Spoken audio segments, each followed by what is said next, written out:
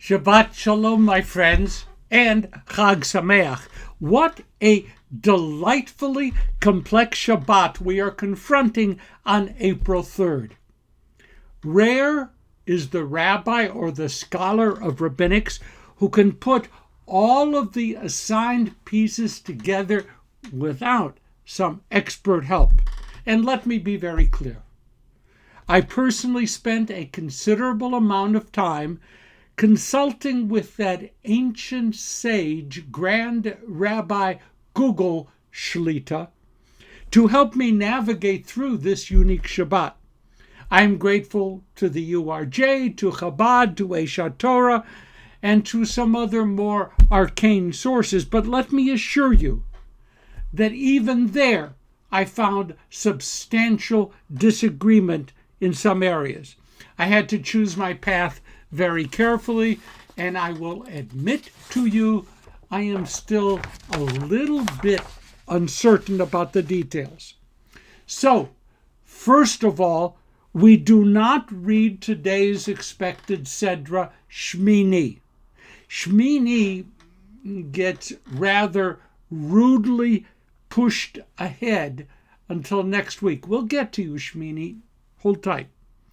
Instead, this Shabbat we read Shirat Hayam, the Song of the Sea, beginning with Exodus 13, verse 17 and following, plus an additional reading from Numbers 28, unless you are a Reformed Jew, and then the extra reading is from Deuteronomy chapter 4, verse 32 and following. You think it's easy? Moving forward, hold on to your seats. This Shabbat is the seventh day of Passover, which is why I saluted everybody with Chag Sameach. Plus, Saturday evening after Havdalah and all day Sunday, Moroccan Jews, most Israelis, and some Americans and Canadians will be observing MAIMUNA. Traditional Jews in North America observe Pesach through Sunday, and thus they miss out on MAIMUNA. MAIMUNA is a joyous celebration of our return to eating chametz, as the Passover restrictions have ended. The special foods are awesome, including the famous mufleta. But don't ask what the name MAIMUNA means. And don't ask how it got started. We just don't know. We do have some great recipes for mufleta. Did I fail to mention that today's Shabbat is also the sixth day of the counting of the Omer? We count 49 days from Passover until Shavuot, the festival on which we celebrate the giving of Torah at Mount Sinai. But we're not exactly sure which is the first day for that counting. It's complicated. So it goes. So let's try to take some of this richness apart. Number one, traditional Jews believe that the seventh day of Passover, this Shabbat, is actually the day when the Israelites crossed the Red Sea. So on this day, back maybe in 1250 BCE, according to rabbinic tradition, Nachshon walked into the Red Sea until the waters reached his neck. And then, and only then, did God split the sea so that the Israelites could cross over. And that's why we read Exodus chapter 15, the Song of the Sea, this Shabbat. And that's why we commend Nachshon as a role model for the ages. Number two, we read a large selection from the Psalms, collectively known as the Hallel, during Seder. In fact, we read Hallel throughout Passover.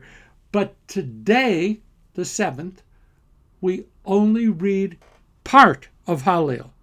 The rabbis taught that as the Israelites crossed the Red Sea, the angels began to sing with joy, and God was peeved.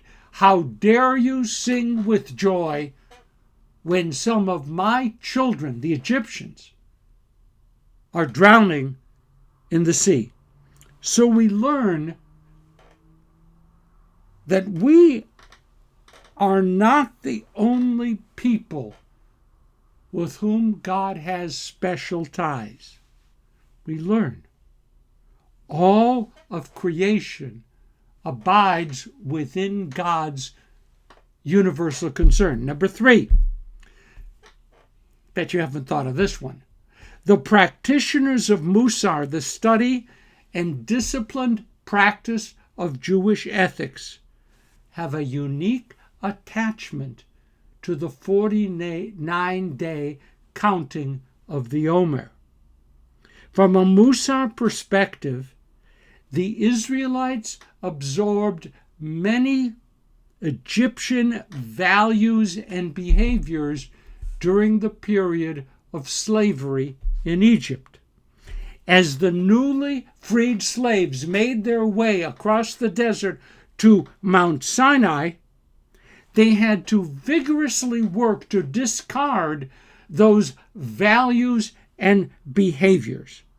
On each day of the 49-day journey, the Israelites would work on one ethical value, one midah, until they reached the foot of the mountain. Only with the achieved elevated spirituality would they be ready to receive Torah.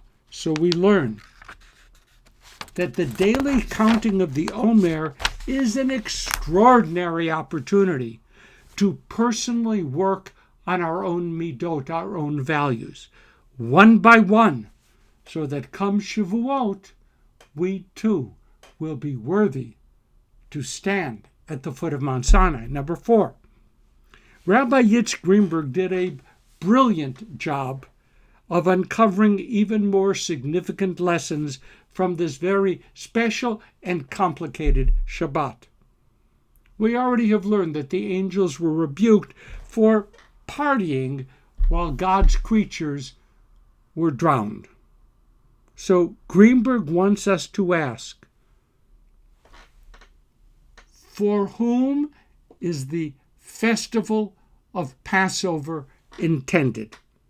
Is liberation intended only for the Jews, or is liberation on Passover to be celebrated as a promise to all humanity?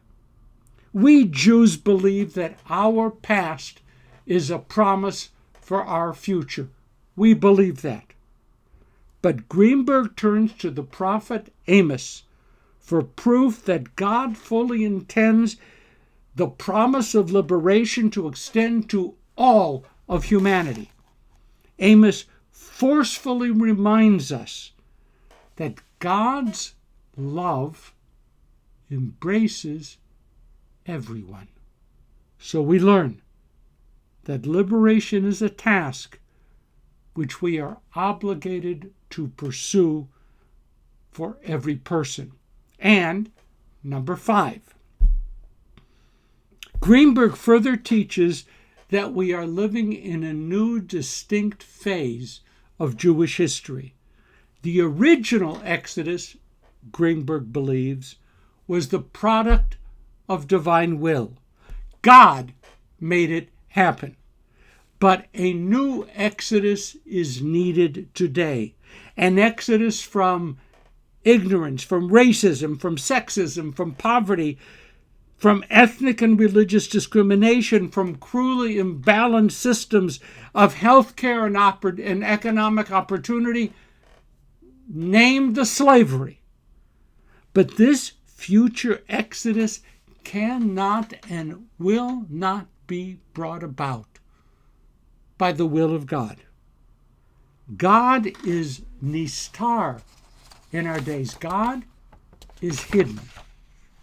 This new desired exodus is in our hands. If all forms of liberation are to be achieved, they can and will only be achieved through the work of human agents, us. In other words, what we can achieve was once called a miracle. We can in fact do what many people today say is impossible. We and we alone can end intractable poverty, intractable hatred, intractable ignorance. We can split the sea. We can reach the mountain of revelation. Don't wait for God to do it. God is hidden. So, a summary of today's complex journey. We can use Nachshon as a role model. We can see all of humanity as equally embraced by God's love. We can accept the challenge of adopting a disciplined approach to improving our own ethical behavior. And we can understand that the exodus from the Egypts of our day can only be the product of the work of our own hands. Have a wonderful Shabbat. Have a wonderful Pesach. Have a wonderful MAIMUNA. And next week, we will get back to Shmini. Shabbat Shalom, Chag Sameach.